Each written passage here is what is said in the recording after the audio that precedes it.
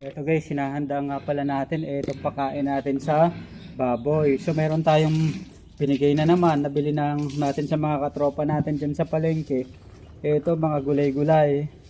Ayun, tapos ito guys, ang mangyayari, isahaluan rin natin guys ng Vitamin Pro para at least maging maganda at maging malusog itong mga alagang baboy natin. Kahit nasabihin natin mga gulay-gulay lang na tira-tira sa palengke yung pakain natin. So at least ayos na rin, di ba?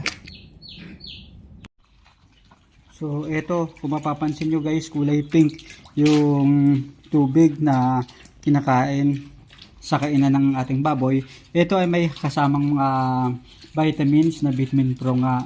Yun yung ginagamit natin dito sa alagang baboy para kahit na hindi purong feeds yung pinapakain natin, talaga namang nakikita naman natin talagang super healthy at saka talagang napakaliksi na itong ating alagang baboy. Talagang hindi mo siya kakikitaan guys ng stress, talagang lagi siyang malusog, malakas, at saka laging masigla itong ating alagang baboy. Talagang yun yung kagandahan guys kapag nagbigay tayo guys ng Vitamin Pro dito sa ating alagang baboy.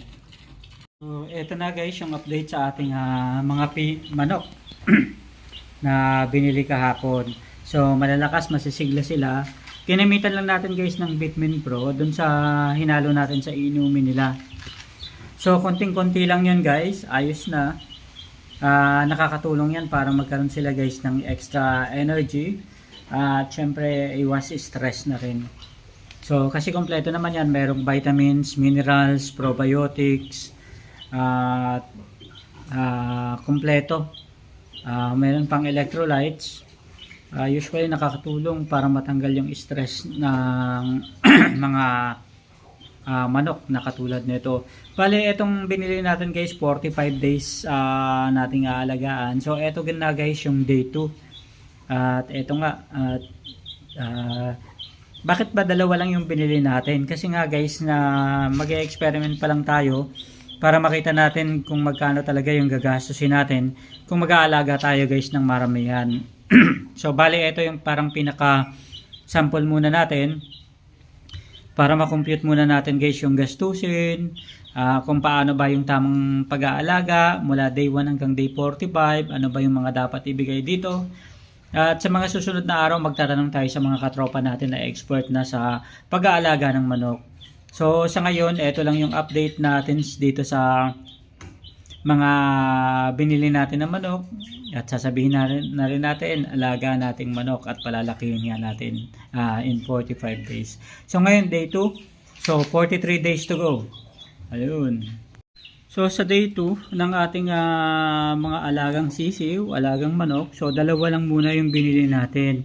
At ito nga guys, nalaman natin sa mga katropa natin na sa gulang na 0 to 10 days ay dapat nag-average na ang weight nila ng 0 to 42 grams. At maaari naman sila guys pakainin ng hanggang mula 13 grams hanggang 48 grams. So ibig sabihin pala guys, para mas mabilis lumaki yung mga alagang manok, so parang ad libitum na rin So maglagay lang tayo ng pakain doon at bahala na sila guys kumain. So parang unlimited na. Sila na mismo guys yung magko-control ng intake nila. Pero usually guys, sabi ng mga katropa natin, yung mga manok na katulad nito, maaaring magkonsumo ng 13 to 48 grams per day ang bawat isang manok. So sa ngayon talagang napakakunti pa lang guys ng mga kinakain nila. Pero later on, habang lumilipas yung mga araw, padagdag na ng padagdag yung konsumo na itong mga alaga natin. At syempre, ganun na rin yung start na ng paglaki ng kanilang mga katawan. Nakita naman natin guys kahapon, simula nung nagsimula tayo, sobrang liit-liit pa. Mabuti nga ngayon guys, medyo bilog-bilog na at lumubo-lubo na rin. So nakatulong rin guys yung binigay natin na inumin na hinaluan nga natin ng vitamins, which is nakakatulong para sa kanilang immunity enhancer, at growth enhancer, energy enhancer, at meron ding anti-stress enhancer. So okay yun guys para sa mga alaga natin, lalong-lalo na sa ganitong sistema na medyo malamig, tapos biglang iinit, tapos lamig na naman, tapos biglang ulan. So, okay yung mayroon tayong kaakibat na kakampi tulad ng mga vitamins para at least makatulong sa ating mga alagang manok sa kanilang paglaki. So, nakakatuwa lang guys isipin, nakakatuwang pagmasdan na ganito yung mga alaga nating mga manok. Talagang napakaliit pa pero mga ilang araw pa habang tumatagal, lumilipas ang mga araw, parami ng parami na yung konsumo nila. Pero eto guys, ang bilis lumaki oh. Kahapon talagang napakaliit pa nitong mga alaga nating manok na binili. Pero ngayon talagang bigla nang bumilog at bigla nang lumobo. So, mga ilang araw pa talagang makikita natin na manok na talaga yung itsura na itong mga sisiw na to. At eto na nga guys, ayan yung pakain sa kanila.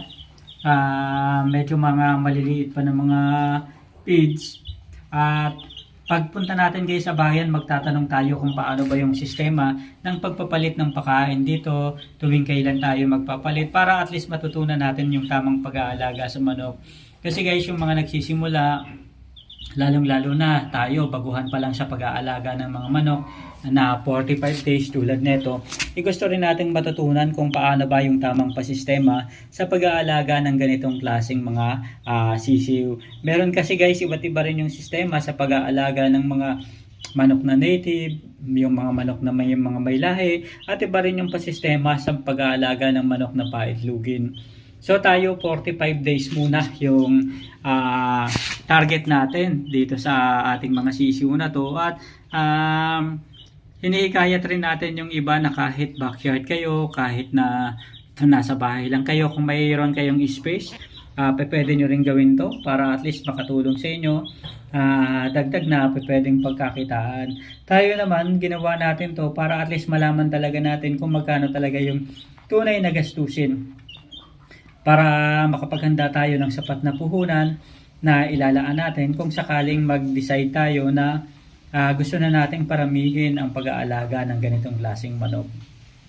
So, eto guys, day 2 natin. So, nalaman natin sa katropa natin na hanggang 14 days pala, pwede tayong gumamit ng booster para dito sa ating mga alagang manok. So, booster feeds yung gagamitin natin.